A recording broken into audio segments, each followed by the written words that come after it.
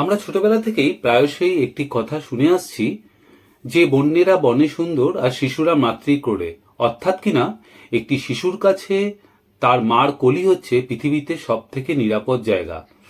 কিন্তু সাম্প্রতিককালে ঘটে যাওয়া একটি ঘটনার মাধ্যমে আমরা দেখতে পাই যে একটি মা যে কিনা নিজের সমকামী সম্পর্কের জন্য তার নিজের শিশুকে পৃথিবী থেকে সরিয়ে দিতে বিন্দুমাত্র দ্বিধাবোধ করেনি।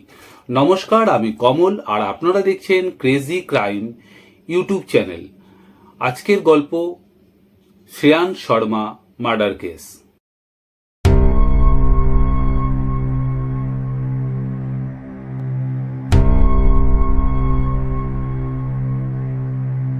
কলকাতা থেকে 17 কিলোমিটার দূরে হুগলির কোন্নগর বলে একটি জায়গা রয়েছে। সেখানে উত্তরপাড়া থানা এলাকায় আনন্দপল্লী, সেখানে বসবাস করেন শর্মা পরিবার। শর্মা পরিবারে মোটামুটি 4 সদস্য। পরিবারের যে কর্তা তিনি হলেন পঙ্কজ শর্মা, তার স্ত্রী শান্তা শর্মা, তার ছেলে শ্রেয়ান শর্মা এবং পরিবারে একটি ছোট্ট পোষ্য কুকুর রয়েছে যার নাম হচ্ছে শ্যাডো। পরিবারের কর্তা পঙ্কজ শর্মা কাজ করতেন ওখানকারই একটি প্রাইভেট ফার্মে। তার নর্মাল 10টা 5টা ডিউটি ছিল। তার স্ত্রী শান্তা শর্মা একটি কসমেটিক্সের দোকানে কাজ করতেন, যাতে পরিবার কিছুটা সচ্ছলভাবে চালানো যায়। তার ছেলে শ্রেয়াংশের বয়স ছিল 8 বছর, যে কিনা ওখানকারই একটি লোকাল স্কুলে ক্লাস 4-এ পড়তো। ঘটনাটি ঘটে সম্ভবত বিকেলবেলা, যেখানে তাদেরই প্রতিবেশী এক কাজিন সিস্টার শ্রেয়াংসের বাড়িতে উঁকি মেরে দেখতে পায় যে শ্রেয়াংস মাটিতে রক্তাক্ত অবস্থায় পড়ে রয়েছে।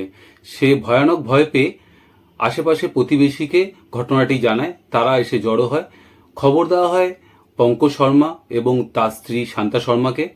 উত্তরপাড়া পুলিশের কাছেও খবর যায়। তারা ঘটনাস্থলে এসে পৌঁছায়। তারা এসে প্রাথমিক তদন্ত শুরু করে।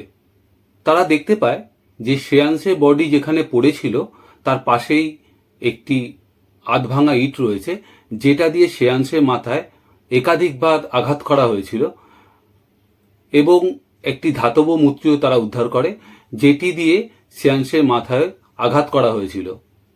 তার পাশেই পড়েছিল একটি মাখা ফলকাটা ছুরি, যেটা দিয়ে শ্রেয়াংসের হাতের যে শিরা সেটি খুব বাজেভাবে কাটা হয়েছিল। এটা সম্ভবত শ্রেয়াংসের মৃত্যুকে নিশ্চিত করার জন্যই করা হয়েছিল। পুলিশ আশেপাশের প্রতিবেশীদের জিজ্ঞেস করে এটা জানতে পারে যে তারা কোনো অপরিচিত ব্যক্তিকে সেই বাড়িতে আসতে দেখেনি এবং তার পরিবারে বর্তমান যে পোষ্য কুকুরটি রয়েছে তারা তার আওয়াজও শুনতে পায়নি, অর্থাৎ কিনা কোনো অপরিচিত ব্যক্তি এই ঘটনা ঘটায়নি। তার মানে এটা দাঁড়ালো যে এই ঘটনা যে ঘটিয়েছে সে পরিবারের অত্যাধিক কাছের লোক এবং কুকুরটির পরিচিত। ফরেন্সিক বিশেষজ্ঞদের খবর দেওয়া হয়। তারা এসে রক্তমাখা ছুরি, ইট এবং ধাতব মূর্তিটি উদ্ধার করে, ফিঙ্গারপ্রিন্ট সংগ্রহ করে। পুলিশ পরিবারের যে কর্তা পঙ্কজ শর্মা এবং শান্তা শর্মাকেও জিজ্ঞাসাবাদ করে। তারা জানতে পারে যে এই পরিবারের কোনো শত্রু ছিল না। সুতরাং তারা এটা ভেবে দ্বিধাগ্রস্ত হয়ে পড়ে যে এই ঘটনাটি তাহলে ঘটালো কে। তারা আশেপাশে প্রতিবেশীদের জিজ্ঞেস করে জানতে পারে যে এই গলিটির সামনে যেখান থেকে গলিতে প্রবেশ করা হয় সেখানে একটি সিসিটিভি ক্যামেরা রয়েছে। পুলিশ এই ক্যামেরার ফুটেজ সংগ্রহ করে। সেখানে একটি রহস্যময়ী নারী মূর্তি দেখা যায়, যে কিনা সন্ধেবেলা এই গলিতে প্রবেশ করেছিল।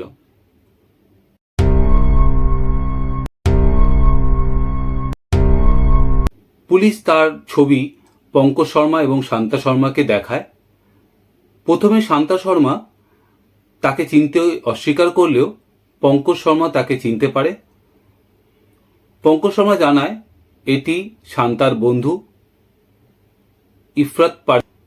পুলিশ এটা সন্দেহ করেছিল প্রথমে যে ইফরাত পারভিন এবং পঙ্কজ শর্মার কোনো অবৈধ সম্পর্ক থাকতে পারে, কিন্তু তাদের কল ডিটেলস বিবেচনা করে পুলিশ সেরকম কোনো সূত্রই পায় না।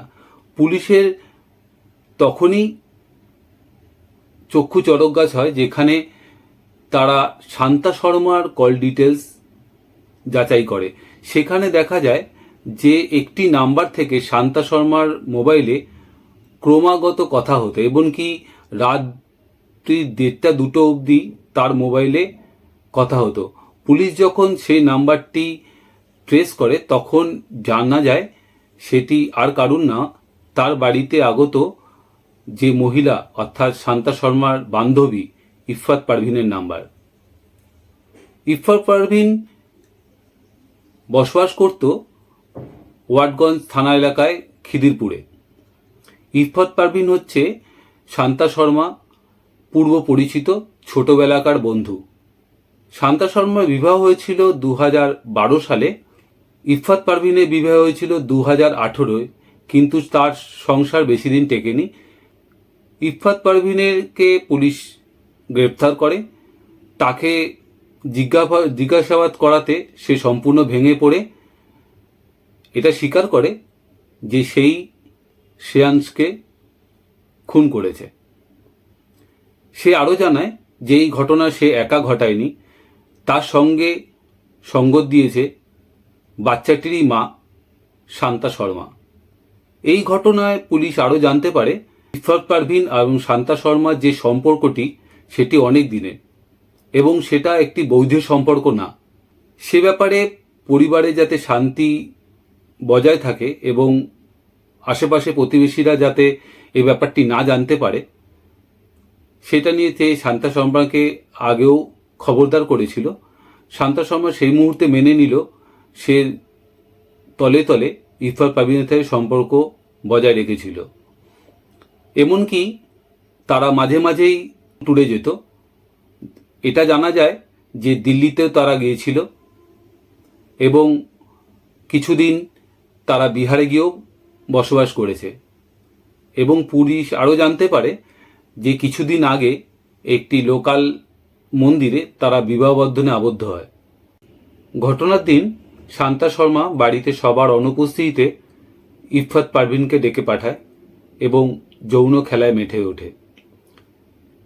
ঠিক সেই সময় ছোট্ট শ্রেয়াংশ স্কুল থেকে ফিরে এসে মা এবং মাসিকে বিবস্ত্র অবস্থায় দেখে কিছুই বুঝতে পারে না তার এখন কি করা উচিত।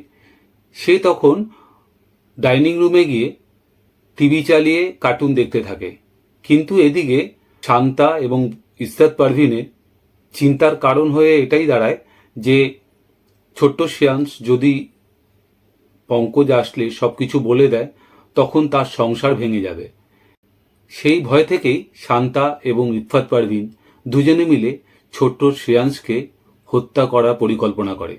তারা প্রথমে একটি ইট দিয়ে ছোট্ট শ্রেয়াংশকে আঘাত করে এবং ছোট্ট শ্রেয়াংশের আওয়াজ যাতে আশেপাশে প্রতিবেশীরা শুনতে না পায় সেই কারণে টিভির ভলিউমকে প্রচণ্ডভাবে বাড়িয়ে দেওয়া হয়েছিল। ধাতব মূর্তি দিয়েও তার মাথায় আঘাত করে এবং সর্বশেষে ফল কাটার ছুরি দিয়ে তার হাতে শিরা কেটে দেয়। এখন শান্তা শর্মা এবং ইফফাত পারভিন দুজনেই পুলিশ কাস্টাডিতে রয়েছে। ভবিষ্যতে এই ঘটনা সম্পর্কে কোনো আপডেট পেলে এই চ্যানেলের মাধ্যমে আমি আপনাদের অবশ্যই জানাবো।